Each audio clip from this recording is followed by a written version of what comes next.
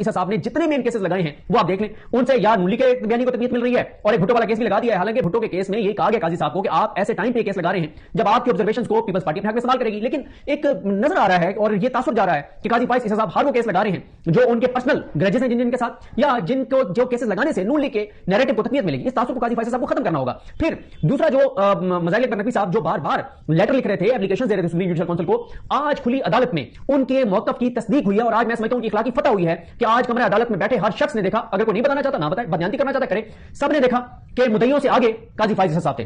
مدعیوں کو لکنے دینا، ان کا کیس بنانا، پھر خواجہ حارث صاحب کو بات نہ کرنے دینا، بدتمیزی کرنا، دھمکیاں دینا، تھریٹ کرنا، یہ تمہیں سنوں گا نہیں، یہ کر دوں گا وہ کر دوں گا. بڑی عجیب سی صورتحال تھی. ہماری بہت بدقسمتی ہے پاکستان کی کہ پاکستان میں بڑے عہدوں پہ جو ہے وہ اس طرح کی شخصیات آگے بیٹھ گئی ہیں جن کے اندر کوئی صبر نہیں ہے، تحمل نہیں ہے، ضبط نہیں ہے. قاضی فائز صاحب اس کی بڑی مثال ہے. کل ہم نے دیکھا تھا سردار مسعود صاحب، وہ کہتے ہیں جو نہیں ہوتا بھائی صلاح جو کرنا ہے کر لو. مطلب کوئی تھڑے پہ بیٹھے ہوئے کنٹوٹے میں اور عدلیہ میں بیٹھے ہوئے اعلیٰ منصب پہ بیٹھے ہوئے لوگوں کے مزاج میں، کردار میں، لب و لہجے میں کوئی فرق ہونا چاہیے. یہ بڑی بدقسمتی ہے، یہ ہماری جوڈیشری کو دیکھنا ہوگا. ہمارے موضوع جگہ تو آج کیا کیا ہوا ہے اور کس طرح سے مظاہر اکبر نقوی صاحب کے خلاف لگتا یہ ہے کہ مائنڈ بنا کر بیٹھے قاضی صاحب کی ہر صورت میں ان کو فارغ کرنا ہے. کیونکہ آپ کو پتہ ہی ہے کہ مریم نواز صاحبہ کی بڑی خواہش تھی پی ڈی ایم کے تمام جلسوں میں ان کی زبان پر مظاہر اکبر نقوی صاحب کا نام ہوتا تھا.